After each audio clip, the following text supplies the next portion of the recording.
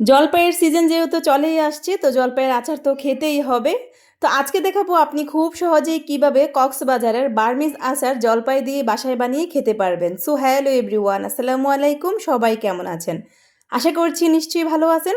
আলহামদুলিল্লাহ আমিও ভালো। চলে আসলাম ছোট্ট একটি ভিডিও নিয়ে আপনাদের মাঝে। আশা করছি আমার আজকের ভিডিওটি আপনাদের কাছে ভালো লাগবে।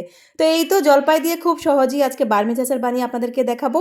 তো বাজার থেকে জলপাই কিনে নিয়ে আসলো, আর এখন জলপাইটাকে খুব ভালো করে ধুয়ে আমি এখন সেদ্ধ বসিয়ে দিয়েছি একটু লবণ দিয়ে।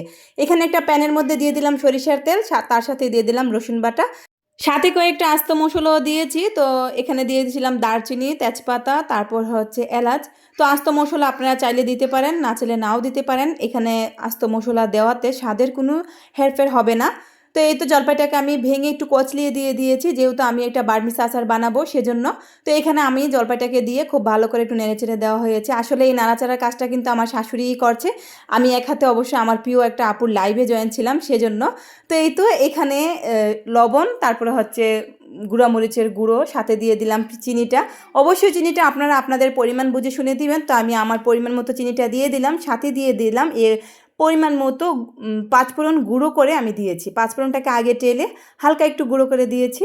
আর অনেকক্ষণ যাবৎ সময় নিয়ে এই আচারটা করতে হয়, যেহেতু আচারটাকে আমি শুকনো করে ফেলবো, একদম শুকনো করে দেন একটু বল শেপ দিয়ে আমি ফ্রিজে রেখে দিব। নর্মাল ফ্রিজে রেখে আপনি অনেক দিন যাবৎ খেতে পারবেন। তো জলপাইয়ের আচার কার কার কাছে ভালো লাগে অবশ্যই কিন্তু কমেন্টে জানাবেন। আমার কাছে কিন্তু ভীষণ ভালো লাগে। তো যাই হোক, আচার কিন্তু আমার বানানো একদমই হয়ে আসছে, একদম শুকনো শুকনো হয়ে আসছে। আর কালারটা দেখেই বুঝতে পারছেন কি সুন্দর কালার হয়েছে, মাশাআল্লাহ। আচারটা খেতেও কিন্তু দারুণ হয়েছিল। তবে আমি আজকে এভাবে ঝুড়ো করে বানিয়েছি। আমার বড় আপা কিন্তু জলপাইটাকে আস্ত রেখে খুব মজা করে একটা আচার বানাইতে পারে। তো ইনশাআল্লাহ পরবর্তীতে আপনাদের মাঝে আমি সেই আচারটা একদিন অবশ্যই শেয়ার করব। তো আচার অবশ্য জলপাইয়ের দিনে আমাদের বাসায় কিন্তু অনেক আচার খাওয়া হয়, শুধু জলপাই না, আমি সব আচারই বানাই। আর বাসায় সবাই আচার খুব বেশি পছন্দ করে খায়। তো আমার আজকের ভিডিওটি কেমন হয়েছে অবশ্যই কিন্তু কমেন্টে জানাবেন। তো সবাই ভালো থাকবেন, সুস্থ থাকবেন। আল্লাহ হাফেজ, আসসালামু আলাইকুম।